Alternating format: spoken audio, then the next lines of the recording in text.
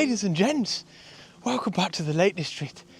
It is glorious. It is glorious. I don't know what it is. And I think it's probably the cloud, believe it or not. We've just had blue skies for 2 or 3 weeks. And don't get me wrong, it's been lovely. Even with the photography, it's been lovely. It's been welcomed. Something about this, man. Ironically, it feels a bit more spring-like. So we're heading up yet another Wainwright today called Swirl. How we'll get into it in a while. But I've only just left the car park really from down here in the beautiful, massively underrated Duden Valley here in the sort of southwestern Lake District. And this is us now leaving the road, setting off on the footpath. I am buzzing.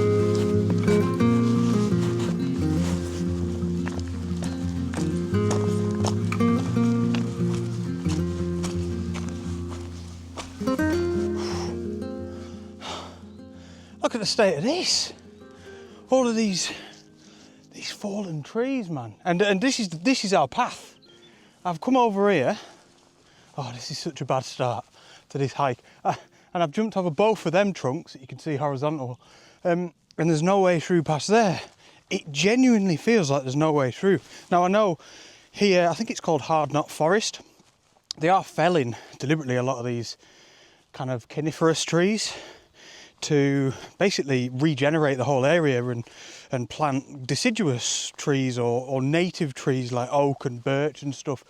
But I don't know about yous, but that looks like natural, like a storm or something has caused this. But in terms of what we're trying to do today, just to try and get through, it seems impassable. Oh, what a mess. I don't know if I've just got to kind of pick my way through until I get to that section there where you can see there's a lot of trees that don't look like they've been felled, but yeah, maybe I'll just try and move a little bit further through some of these gaps. And usually when there's trees falling like this, you know yourself, you can kind of see a bit of a path that people have made through, and that's usually the way to go. But here, it's madness. Honestly, it just feels like there's no way to get through.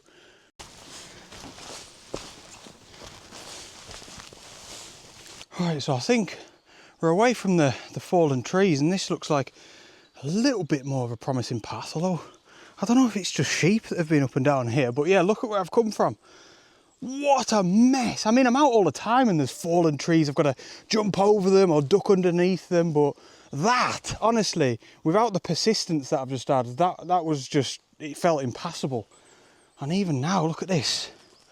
I don't know if I'm going to be able to get through here. I'm certainly not on the proper path. Oh, I think I've just got to get down to the stream there. There's a little beck. Once I'm there, that's where the path is. So I can't even see anything from here. Maybe it'll be a bit more obvious when I get down there. But yeah, today, if we make it through this, hiking up to Swirl How. And this is quite interesting. I think I said recently, I need to start marking down all the Wainwrights that I've done, because I keep, you know, going out to do a Wainwright to take some photographs, and I'm looking, thinking, oh, I don't know if I've been up that one, have I been up that one? And I spent ages the other day, should have been doing it from day one, but managed to mark them all and realised I hadn't done Swirl How. I thought that I had, and I love the Coniston Fells, and it's a prominent fell within the Coniston Fells here in the southwestern Lake District. And yeah, I sort of jumped on the opportunity straight away. Oh, you know what the worst part of all this is that I've got to come back this way as well. I'm gonna have to look at the map and try and come back a different way, because it might actually be a bit dark by the time I'm back here. So yeah, this would not be ideal, and it's not like I can sort of remember the pass through that I've just taken. So yeah, I might have to reassess the old route back. Ugh.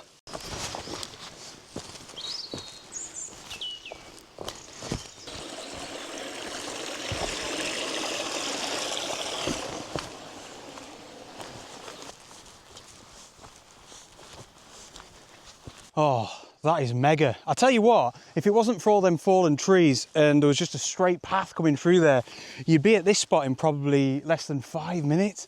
Look at this, I have no idea what I'm looking at, except from actually the big mountain right off in the background, just touching the clouds. That is Black Combe. So yeah, we're kind of looking down in a southwesterly direction.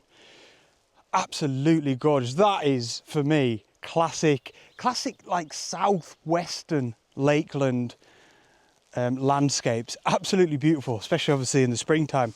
So I am out today again, once again actually, with the Nikon Z7. And the reason is, I think it's quite fickle as usual.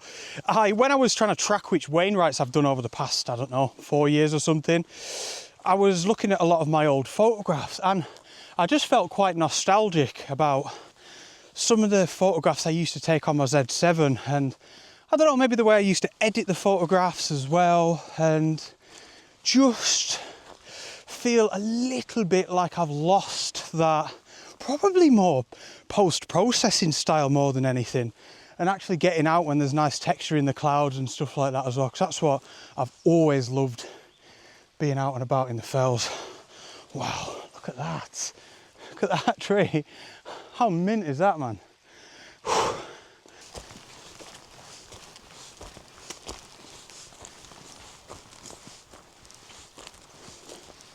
So I'm just looking at the OS maps now to make sure that I do not go back through that forest on the way back, and it's fine. It looks like there's another little bit of a path that is a little bit more south of where I've parked the car in the car park, and hopefully, yeah, it's just going to take us, I don't know if you can see that building right down there. As we come back down this way, it's going to take us through there onto the road that way and then round, rather than cutting through the frigging forest of hell again. That'd be even worse on the way back.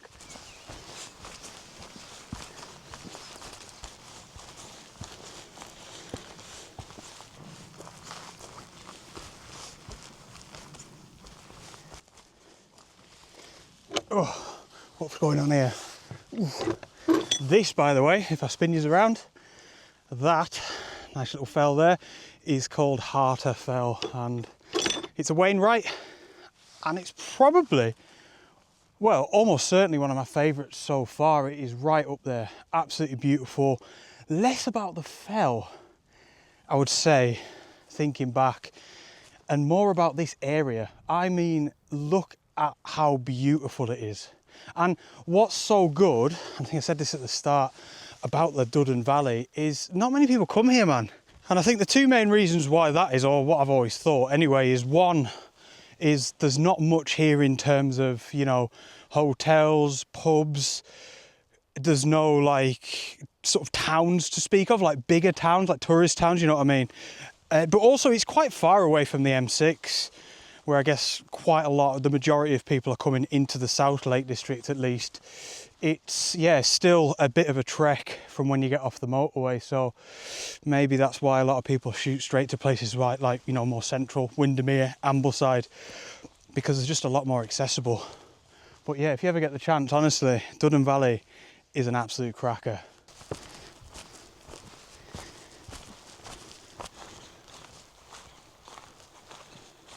So for the first part of this hike here, we are just running parallel with this dry stone wall for a while, and then eventually we swing a left and we start going uphill a little bit, where eventually we'll get to quite a big tarn called Seathwaite Tarn, and it's one that I've never actually been to before.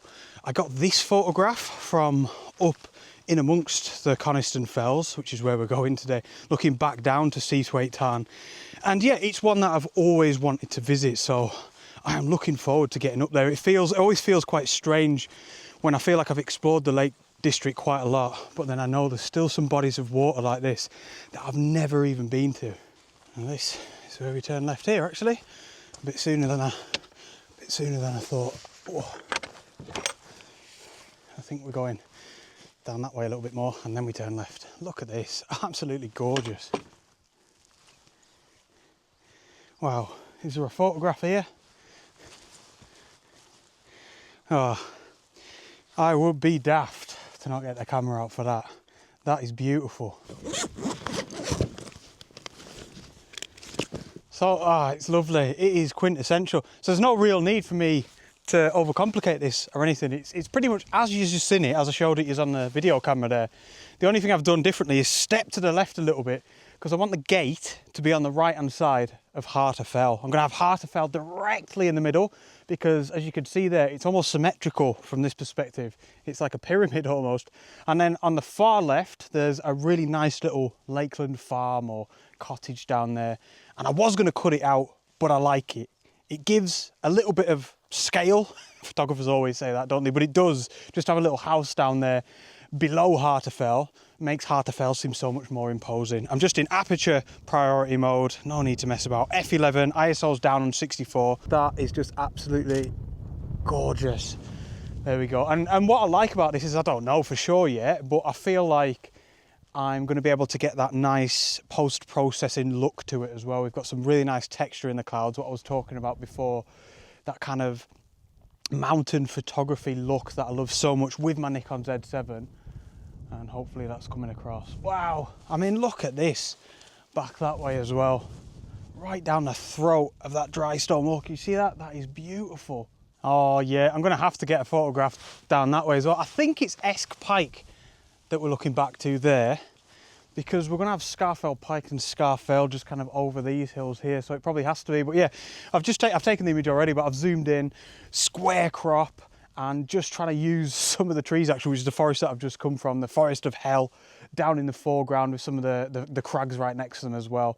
And zoomed in at 200 millimeters, it all just looks really, really epic and amazing. And again, hopefully I managed to get some of the nice texture out of them clouds, which is up there. That's the thing, if you've got the texture up there, you've got to really try and make sure, I think, that you don't overexpose that sky, if that's your thing anyway. Because, yeah, I just think, look at it, the texture that we've got today up in the cloud is absolutely beautiful. Right, I'll put the camera away and we'll make a bit of progress up towards Seathwaite Tarn.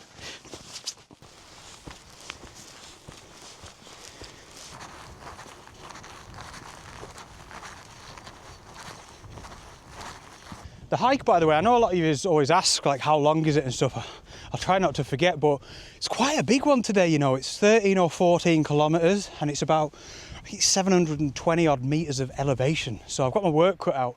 But I mean, I have to say the southwestern lakes as an area of the national park is by far my favourite. Just the cragginess, the vastness, the remote feeling and the wild feeling. It's quiet, desolate. Oh man, I don't know, I just love it. I'll probably not see anyone today, maybe up on the top, but that's it. This is just stunning. So this is Tarn Beck, which comes down from the Tarn, Seathwaite Tarn. And this was actually, or it is a reservoir, and it was built, I think it was in the early 1900s, so quite recent as history goes around these parts anyway. And I think it was for the town of Barrow-in-Furness down in southwestern Cumbria. I suppose at that time especially, Barrow would have been booming, you know, with industry and stuff, so that makes sense. But yeah, we're on the kind of the opposite, the back side of the Coniston Fells. We've got Doe Crag here and Brimfell, and it's weird because, yeah, usually, you know, I and most people associate the Coniston Fells with you know, Coniston the town and Coniston Water, that side, where they're all there kind of imposing over the town. But from here, man, just as beautiful, if not better. Again, that kind of remoteness. There's people up there. Did I just say to you that I probably won't see anyone today? Absolute liar. And that is what you get. There's about 4 or 5 people up there near the Tarn. Goodness me. I mean, in fairness, we're bang in the middle of the Easter holidays, so it's naturally going to be a little bit busier out and about. But let's get up to the Tarn now anyway, or else I'm going to be yapping for ages. See what it's got to offer. I'm really looking forward to this.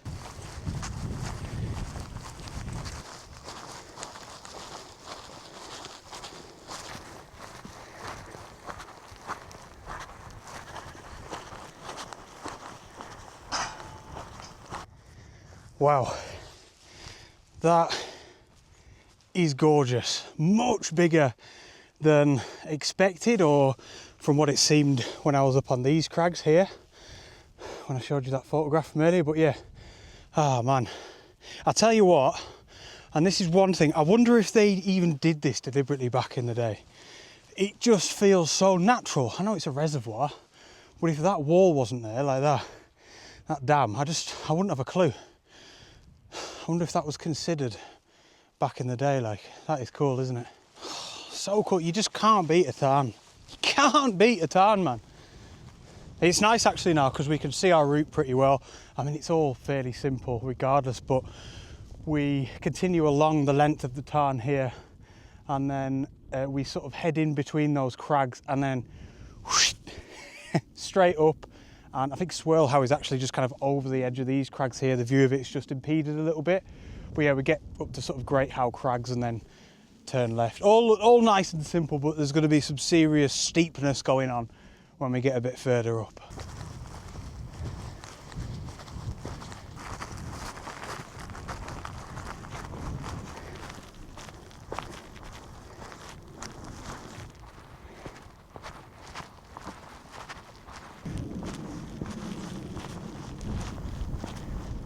Oh, it's a bit windy down here at the head of this kind of valley like, but that's us now at the end, or this end of Seathwaite Tarn, ready for the big ascent behind us. Absolutely gorgeous here, man.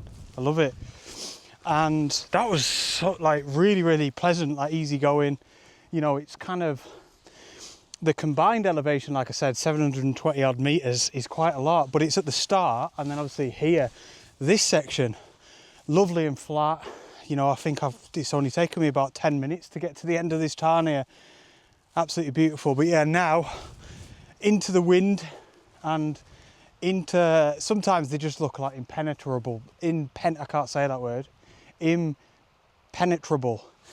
Yeah, just a big giant wall that you've got to like clamber up. But it'll be fun. And I'm looking forward to getting up Swirl How. Wainwright specifically mentioned it as having some of, or perhaps the best panoramic views in South Lakeland. So there might be a panel up at the top, but either way, let's get towards the wall of doom. We've had the forest of hell, now we've got the wall of doom.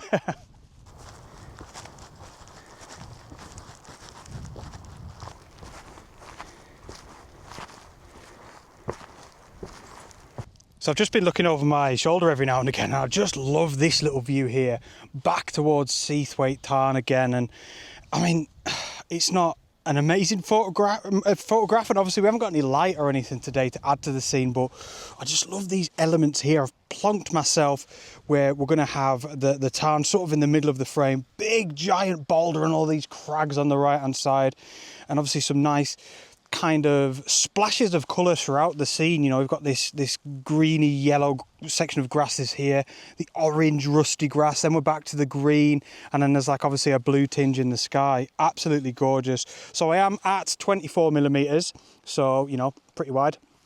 F11, ISO's just on auto there, looking like 1/100th of a second again. I'm just going to make sure I'm focused on that rock. Ah, yeah, I'm going to zoom in slightly actually, probably about 30mm. There we go. And again, I'm just really hoping that that is capturing that kind of essence of what I was talking about before, what I'm trying to do on this adventure, capture some of these images that I feel like really used to define the type of photography that I loved. Beautiful, kind of detailed, textured clouds, and just a really nice sort of craggy mountainous landscape. And if you can get a nice tarn there in the middle like we have, then that is just a bonus.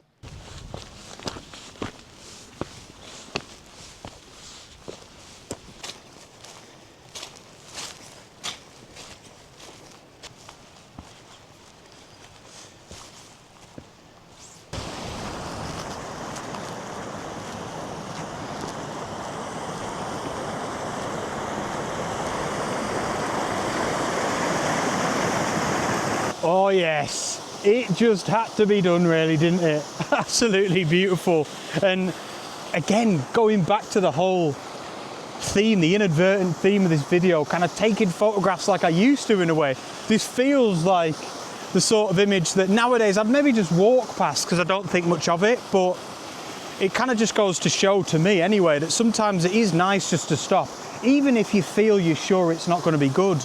You know, even if you've just got that little inkling, as oh, there might be something there, you know, it's always worth investigating. And I think sometimes, yeah, I'm too quick to walk past things because I just feel like they're not worth looking at. But anyway, very simple. I'm just shooting in a portrait orientation, of course, here, and I've just cropped it to like a 5x4, just cutting a bit off the top and a little bit off the bottom, and 3-stop ND filter on the front with the neutral density, 3-stop ND filter with the polarizer, getting rid of all of the glare that you can see down here in this little plunge pool. And what's cool about this is we're looking back up towards Swirl How, which is today's destination.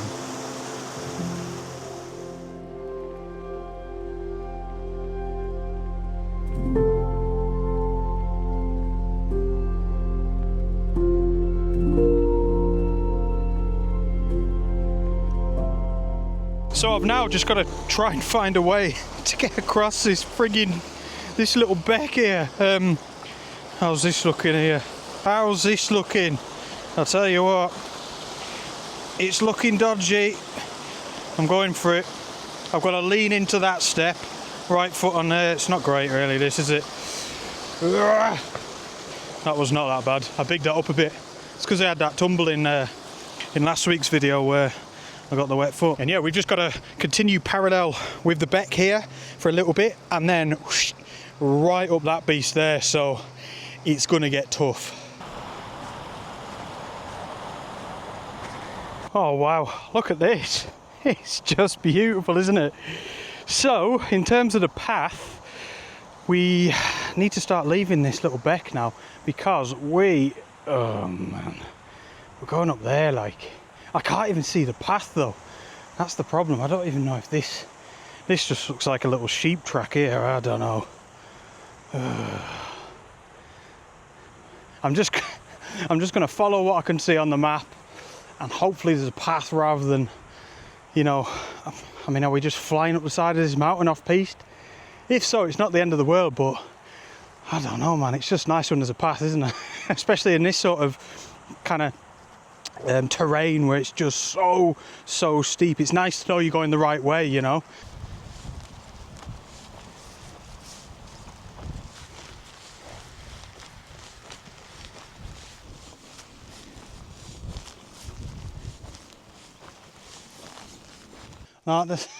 No, there's not really a path. It is kind of off piste. I mean, it's just this. It's not horrendous. At least it's not scree or anything, or not yet at least. But man, that is steep. That Herdwick's looking at me like, what are you doing here? This is not for the likes of those with two legs. Ooh, gorgeous views back down from where we've come from though. And look at are we going to get some light? It's not forecast. That's why I'm donned in full frigging waterproofs, head to toe, because it's forecast rain like all day. And actually that's why I decided to come out for the most part today. It's just it's not rained in weeks, and I was just really excited about the prospect of coming out in rain. But yeah, this is still so beautiful. I'll tell you what, that little patch up there, it's looking quite promising, isn't it? I'll take some patches of light on the land down there.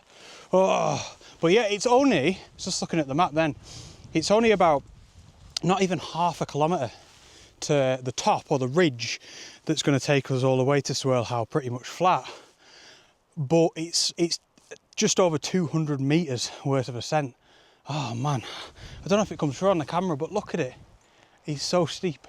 But I've put myself in this position, and we're going to have that absolute mammoth of a view to look back on, keep an eye on in case something happens with that. That is stunning.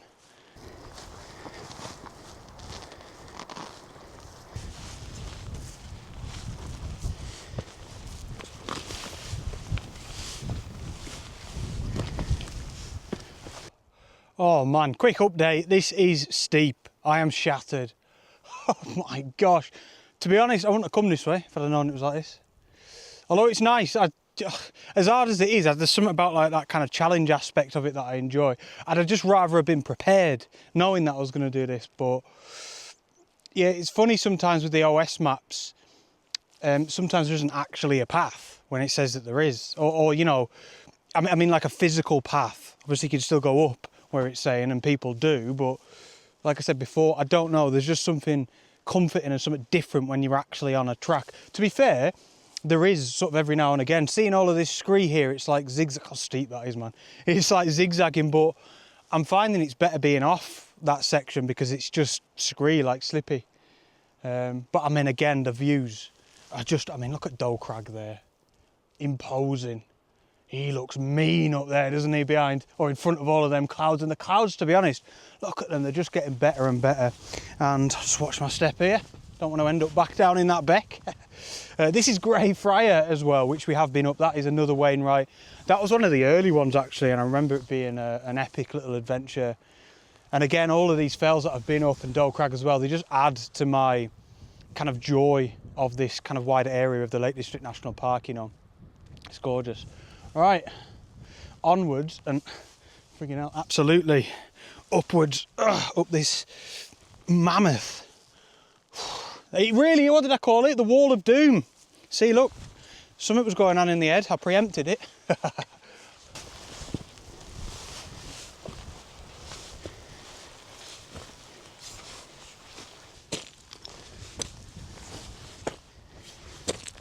Oh, just having a quick break and grabbing a couple of photographs. Whilst these conditions are so nice, this kind of gloominess that we've got going on, and again, look back towards Doe Crag, it's the same. You know, some of these, some of the crags on these mountains are black, and I just love it. Especially, and I've been saying it all day, but the incredible detail that we've got in the clouds. The clouds today are as good as they'll ever be. They're stunning. So yeah, namely just shooting back towards Heart of Fell, zooming in quite far, just the most incredible form. Looks scary, looks like haunted. That's all I could say about it. With the colours, the shape, the clouds, again, absolutely gorgeous. And then again, I've been looking, you know, up this frigging Wall of Doom. I've been looking over at that scene of Doe Crag the whole way. And again, just zoomed in quite far, bit of a mountain portraiture photograph. And yeah, just again making sure I'm getting them clouds in at the top as well. But man, definitely worth a quick stop to take a couple of quick snaps. But although it probably doesn't look like it from there, we really haven't got too far to go. So I'll see you a bit further up towards the top. Well, not the top of Swirl How, the top of the Wall of Doom.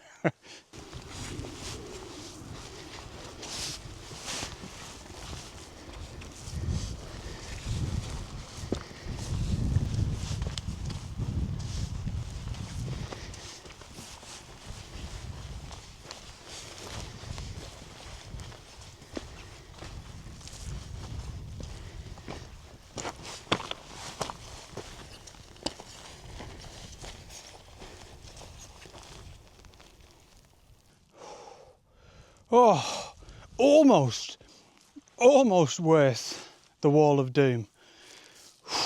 This is just class, man. So we're on what is kind of Lever's Hawes here, in between, I don't know, I guess Brimfell here, and then Swirl How, which is where we're going. So we're going this way. But yeah, just how nice is that? Should have just come up from that way, man. Freaking hell, from good old Coniston. Lever's water down there, Coniston water. Just insane views, actually, considering how cloudy it is. Morecambe Bay right out there, a tiny little bit of Windermere. But yeah, we have got only about another kilometre now to Swirl How, and it's only 100 metres of elevation to get there. So it puts it into perspective, considering that was less than half a kilometre and 200 metres. Friggin' hell. But yeah, even with that 100 metres elevation now, it's fairly gradual all the way up to Swirl How. This is insane. This is beautiful. Even, oh gosh, even from here, doing a little bit of a 360. Look at it, man. It is wonderful. I'd say it'll be even better from up at Swirl How. Look at this, man. I know it's the same on most hikes that you do, but I don't know, look down to Seathwaite Tarn, how far I've come. I'm parked at the bottom of frigging Heart of Fell. But yeah, look, you could kind of see the wall off in the distance of the Tarn. Even that was like sort of an hour into the hike. Amazing. And I'm showing you again. It's beautiful. Look at that. I can see Heysham Power Station right out there. I was just thinking, you know what?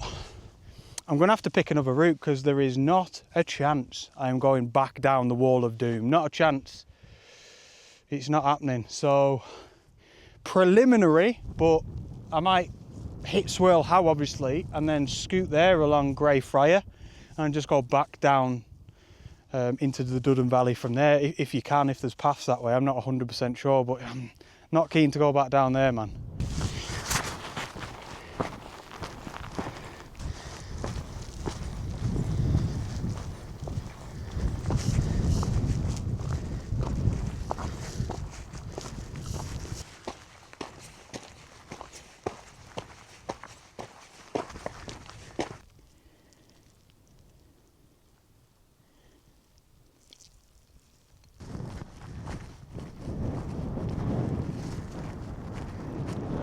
Oh, so Swirl How is just there, past them Herdwicks. I just wanted to show you, actually. I am going to sort of reassess the loop, because I'm not going back down the wall of doom, not a chance. But it's quite easy. It would have been a nice loop to do anyway. I don't know why I didn't kind of plan this in the first place, but yeah, we're going to go, we have to drop down from Swirl a little bit, and then we head over to this fell here, which I pointed out before, which is called Greyfriar. It is a Wainwright, but we have been up it before, so that's fine. I don't mind crossing over it again.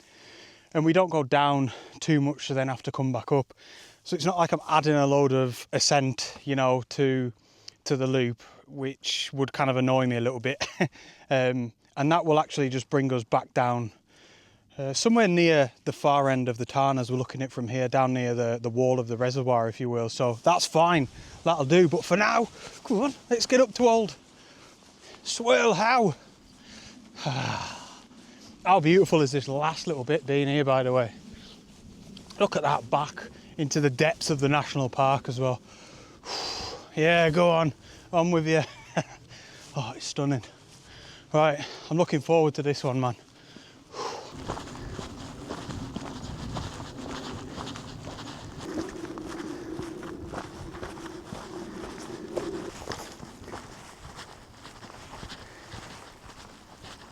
So there you can maybe see the cairn just beyond some more herdwicks chilling up here.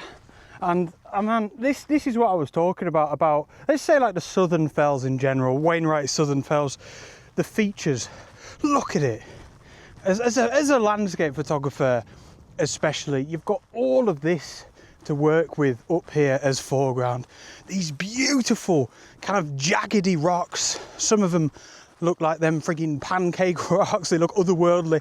It is just gorgeous. You could wander around up here for hours just looking for different compositions. And then look at that. Look at the fells back there. That's what you're working with in the background. So do you see what I'm saying? By the time you start piecing all of these images together, it's just absolutely unbelievable. Like I said, back that way, you're looking back into the national park proper, if you will. Back that way, you add the Coniston Fells. Just, I mean, look at Dole Crag still there somewhere. It's just ridiculous, isn't it? Absolutely stunning. So, we'll pass our little mates here. We can see the cairn, and we shall bag yet another Wainwright. Oh, yes. Oh, it's windy. Oh, Swirl How. I always feel like I've got to give some sort of definitive statement.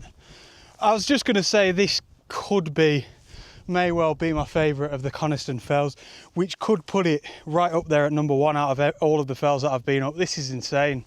I mean, look at it. I don't really know what more you could want. Oh my gosh, man, look at the Langdale Pikes from here. I just don't know what else you could want from a fell. Again, as a photographer as well. So this here is Great Cars. The reason I'm mentioning that is because that is also a Wainwright. I tried to go up it, some of you may remember, a couple of years ago, and I turned back round because I think the weather was just really bad. But that's like, I think maybe the only fell I've got left to do in the Coniston Fells now. And it's quite bad because it means I've got loads to do up in the northern part of the Lake District, but man, look at it. It just keeps pulling me back. That's ridiculous. Look at that. That's the best view I've seen in months. But yeah, I was thinking when I come up to Great Cars, I was maybe going to come up in this direction here. This little section's called Prison Band. I've never been up it, just like a little ridge. It's meant to be one of the best in the lakes, and I suppose if you're looking back towards that the whole way up, it makes sense. I've just got to get a picture from up here somewhere. All I'm doing at the minute, I've not even got my camera out, my bag's still on my back. I'm just moving around a bit, just trying to create the composition through my eyes to start with rather than the camera. What I'm trying to do, just because I can, because there's so much to offer up here, I'm trying to create a couple of layers just on the fell that we're stood on. So you'll have to excuse the wind, but you know, I maybe have this down in the foreground and this little mad section of rocks there, then Great Cars, and then that is just madness, isn't it? So I reckon it's worth getting the camera out here and probably the wide angle lens.